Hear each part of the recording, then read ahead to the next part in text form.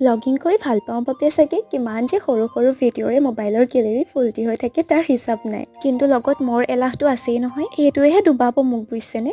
যি নহওক বাৰু, এইকেইটা ক্লিপ আকৌ পূজাৰ অষ্টমী আৰু নৱমী বিশেষ দিনটোৰ। ৰাতিপুৱাই দুয়োজনী ওলালো গাঁৱৰে পূজা ভাগত চাকি দিবলৈ বুলি, আৰু পিন্ধি ললো প্ৰিয় ৰঙৰ চাদৰ মেখেলাযোৰ। মাৰ শ্ৰীচৰণত সেৱা ভাগ জনাই সকলোৰে কুশল মংগল কামনা কৰিলো। তেওঁ অকণমান বহাৰ পিছত আমাক খাবলৈ দিলে পূজাৰ ভোগ। খাই কৰি তাতে অলপ সময় ৰৈ আমি ঘৰলৈ আহিলো। আবেলিলৈ আকৌ আহিলো দেৰগাঁৱলৈ পূজা চাবলৈ বুলি। এইভাগ পূজা মণ্ডপ আকৌ কেদাৰনাথ মন্দিৰৰ আৰ্হিত নিৰ্মাণ কৰা হৈছে। মাক দৰ্শন কৰি আকৌ এভাগ বেলেগ পূজা মণ্ডপলৈ গলো। আৰু মানুহ চাওক আপোনালোকে, ইমানেই বেছি মানুহ নহয় প্ৰথমতেহে মাক দেখা পালো। তাৰপিছতে আকৌ আহিলো গুৰুমাৰ ঘৰৰ পূজা ভাগলৈ।